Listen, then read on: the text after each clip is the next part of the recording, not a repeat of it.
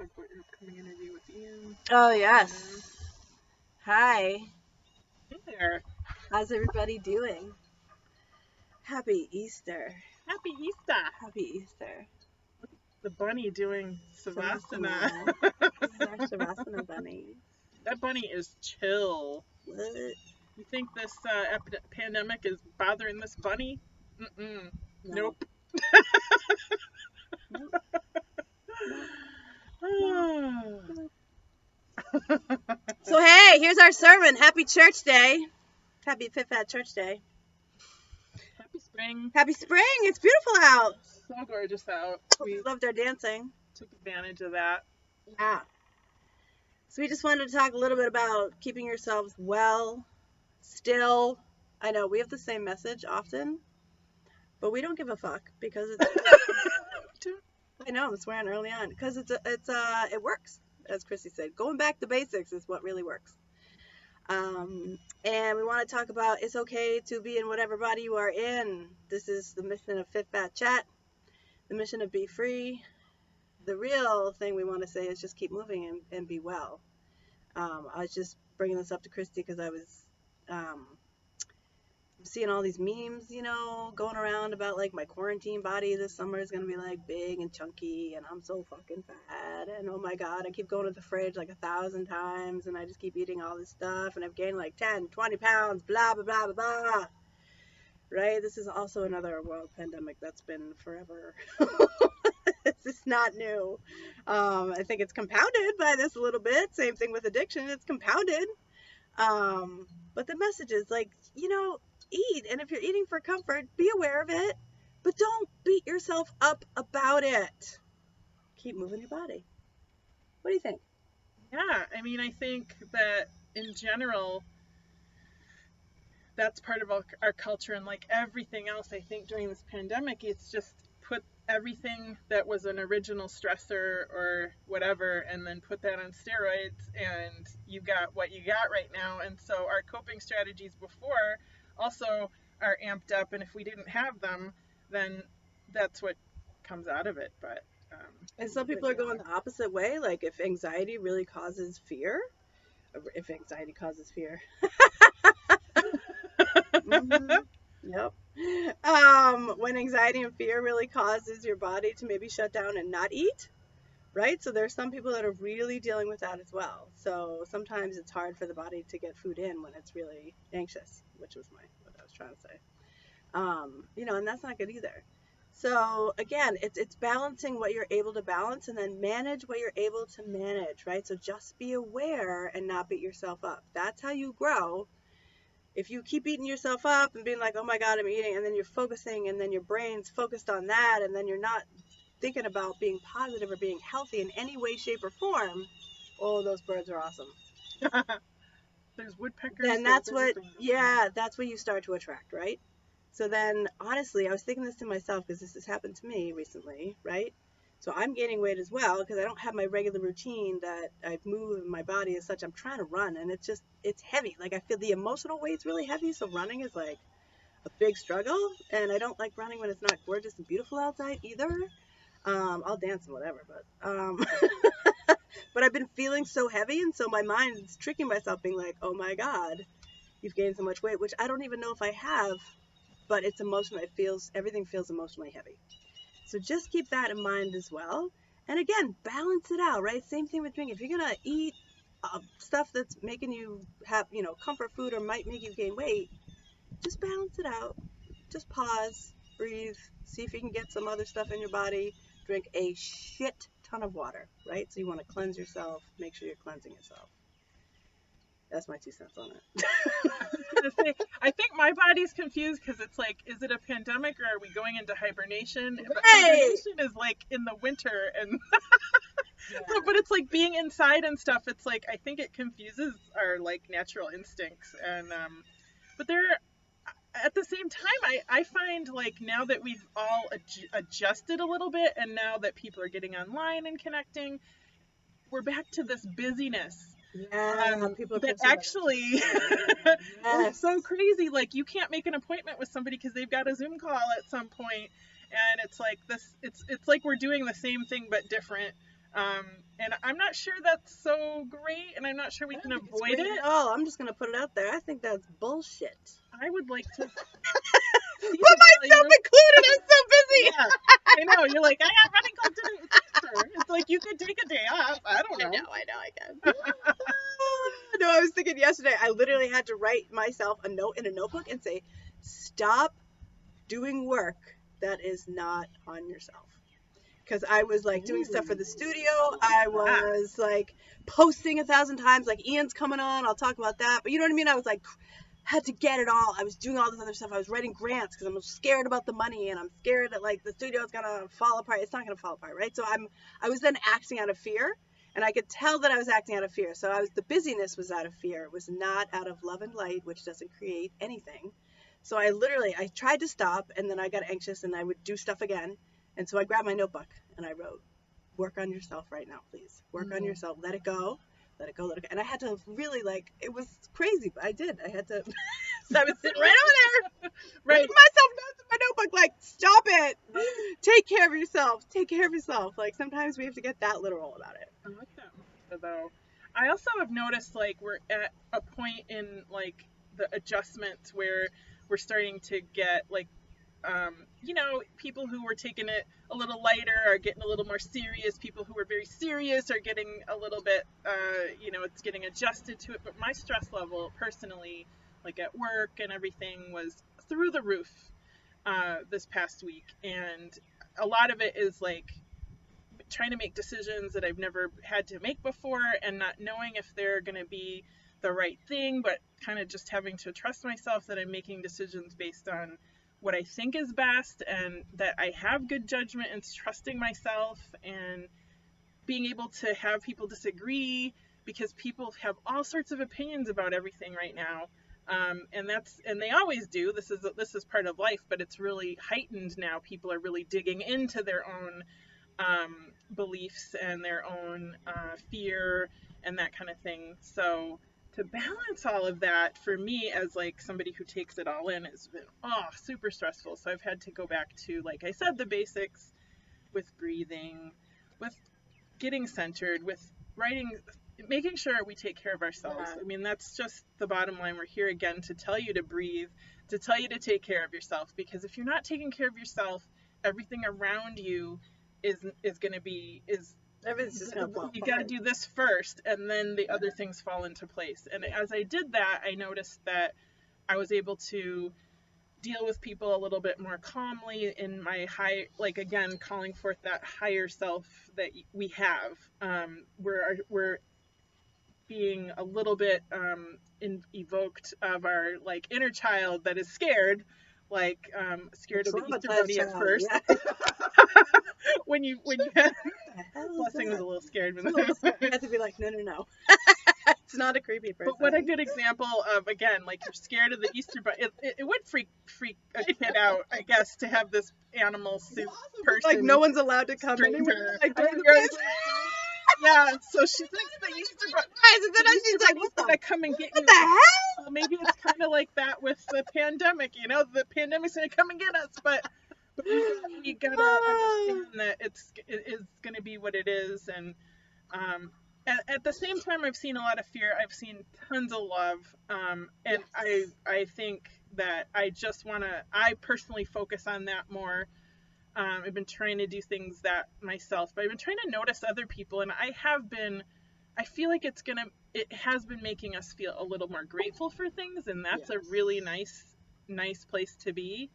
I know my family's reached out a little bit more, friends reach out a little bit more, strangers are being kind, kinder than before. We're cooperating more because we have to survive. And I just think, in some ways, getting back to those simple things is going to be the upshot of that. And then how people are already talking about how are we going to incorporate all these things that lessons we've learned. We can either do that or we can forget it all and go back to the hustle bustle. And I don't know, I just would like to learn some lessons from this. Yeah, so the saddest thing was I was in the grocery store And even before the pandemic came around, I understand what it's like to work in a grocery store, not because I work there, but because I just understand that it's like it's not easy, right? And so the poor guy behind the thing, whatever, checking out, and then the woman in front of me, and I realized, so I have the mask on, and so does other people, and I realized people can't see me smile, and I legit started to cry because I was like trying to smile more at people, and I'm like, why are they looking at me like I'm this crazy person, right? Because that I was like trying to smile more, and then I'm like, Smile with your oh eyes. my freaking God, like I have this mask on, no one can see my smile. You gotta paint a smile on your I mask. know, I'm gonna do that from now on because I was like, oh God. And then the poor guy, like, literally wanted to like take my mask off and just talk to him because he was older. He must have been like 70. And I was like, what the hell? Oh my, like, and I wanted to hug him. Like, I was just, oh my God. I was like, you're risking your life, like, and you probably need the money. I don't, like, oh my God. All of it was just making me cry. But I don't know. It also made me super grateful for like things that, like, oh my God, that you can smile at somebody else and they can see your face. And so that was a moment of like, oh my God, how important are smiles? So important. Yeah. Another basic thing that I keep driving home to myself is there are certain things I can control and there are certain things I can't. Mm-hmm. And it's a great one. You can't control a lot of things right now, but you can control your own behavior, your own reactions, just to a certain extent. And I'm trying not to just suppress and be like, oh, that's a bad feeling, I can't feel it. I'm just trying to like feel everything and let it go through me to flow, as they say. Flow instead of like getting stuck and like getting hit in the face with it. It's like, okay, Ayana will sometimes say, I see your fear. I acknowledge your fear or whatever. And when I've been I witness what's happening. I witness what's happening. It doesn't have to be a judgment on everything. That's hard for me, but it is a bit freeing, and it's helped me to just help myself get through things a little easier. So. Yeah, I used to talk to my fear. I don't have to as much anymore because I got that fucking bitch under control. Please. But when I was in like active addiction, then fear would come up so like fierce. I would literally like talk to it like I just did and be like, listen, that's not gonna work here. It's not gonna work here now. You have no place. You have no space. I am in control, and I don't need you right now. You can get the fuck out. You can go take a hike, right? And guess what? It did. It tries to come You're back. welcome. But exactly. Yeah. If you're not the type of person that swears at your fear, though, you could also you just can namaste it out. You could also be compassionate to yourself and just say, like, what I do is I ask myself a question and I say, what do you need right now, or what do you feel like you're not getting right now, and how can I give that to myself instead of trying to get it from an external source. And it boils down to breath. But I would like to say, I would like to swear at my fear a little bit more. I'm getting there, but I'm so compassionate to my fear. I'm like, fear, could you please sit down for a little bit? And I just need to be like, bitch, please, I'm done. Exactly. Bitch, please get the fuck out. Don't No, you are not welcome. Pressing right through. Yes. But you bring up a good point, because also what I had to do was recognize my little child that was screaming for love, right? So you can love yourself. Usually fear is asking for compassion, okay? It's not necessarily asking for you to go tell it to fuck itself. You can, once you have gotten that inner child and given it all the love so it feels confident, then that's when you take over, right? But until you get there, you use Christy's love it up. Just give it some love. Be like, I love you. Questions. Be curious. I love you. What do you need from me right now? How can I help? How can I support? How can I recognize? How can I witness? Fear just wants to be witnessed, and then the other stuff that you really need will start to come out. Yeah. Oh, the other thing I was thinking of is like, there's a lot of visceral reactions we're having right now in terms of fear, and it's like, because of the 6-foot rule, we're like in a grocery store, like people get like you, and I don't blame people. I know where it's coming from, but we're almost like policing ourselves and other people, and it's a kind of totalitarian type of control that I'm like that people want to have people be perfect and be and we're still human beings, so it's really really hard to balance all of that. But it's like, so I've been doing a lot of risk versus benefits on things and trying to do the best I can, but knowing that it's not perfect. But I don't know, paying attention to that too. It's like you can get yourself really worked up if every time somebody steps like less than 6 feet from you, that you're getting this hate response, or like you want to fucking punch people, or like I've just seen a lot of that, and it's like I understand because that feels like something you can't control, and especially for people who maybe have had trauma in the past where you didn't have control over how close people came to you. I can understand why that would be really activating to people. There's so much that is activating to people in this. It's like, wow. Yeah, I almost got my head taken off in the grocery store. Again, the grocery store. I was like a whole new world. Like I felt like people had guns. Like it was like, I mean, they didn't, but right. they're, so in the aisles now you have to go down a certain way. Oh yeah. And so it's one way. I wasn't, dude. I don't pay attention. I'm like in my own world 90% of the time. I went down the wrong way. Ooh. I mean, it was on. You must have got some looks. Like, no. Oh, no. Some words. Oh, I got some words. Oh. This guy.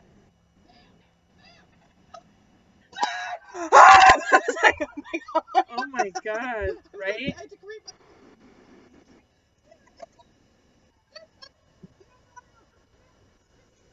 I'm like, oh my God. Like, I was screaming. I'm like, damn. Like, what? What are we doing? I get it. Like, I totally get it.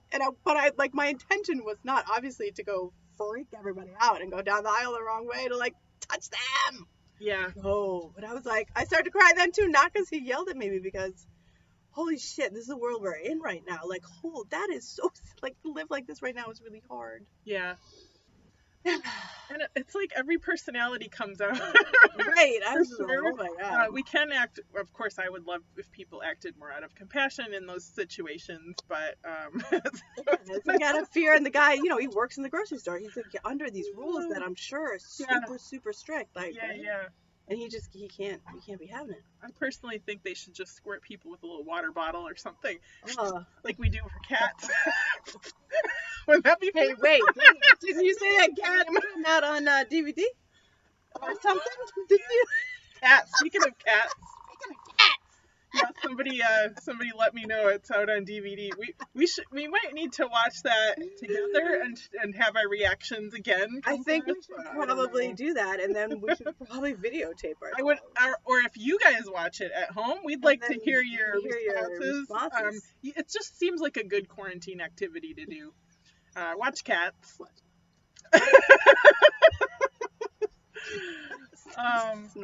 Oh yeah.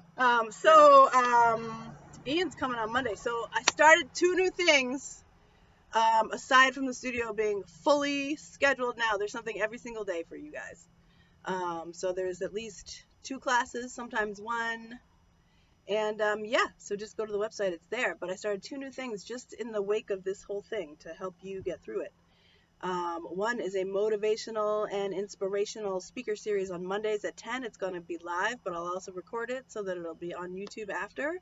And the first one is Ian Elmore Moore, who just came out with a book, and he's going to be talking about all kinds of cool things. He's an incredible person. He was at the retreat last year, if you guys remember. He's also going to be at the retreat this year, this October. Big announcement. Woo-hoo!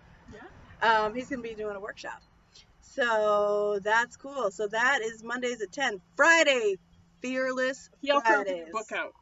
So you know. I did say that, but she missed it. She was listening really, really clear to Black Addict. Okay, Big Red. I love you, girl. I love you. Oh, thanks for calling me. There's a woodpecker over here, and I'm fascinated by it. We both have ADD. It's amazing. Fearless Friday! Tell you he's got a new book out! He's got a new book out. Yeah. He just sent it to me too. And we both just ordered it. So Fearless Fridays. So here's the thing. Fear has us. I'm gonna tell you how to get out of it. Oh my God, that's awesome. So each Friday I'm gonna again go live and pick a quote from the Badass book, because that was one of the things that helped me when I was in a lot of fear. And from Jen Sincero, You're a Badass. If you hadn't read that, read it. I've been reading quotes. Yeah. And I will be talking about a topic of fear and how I got out of it. And then hopefully you guys will be messaging me questions that I can then talk about and talk about how to get your brain out of fear, right? Because it's A, it's not real, and B, we have control over it when it pretends to represent itself. Oh, see what I did there?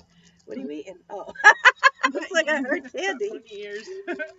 Yeah, that's it. So every Monday I'll be interviewing somebody, and I'll announce who the second person is next week.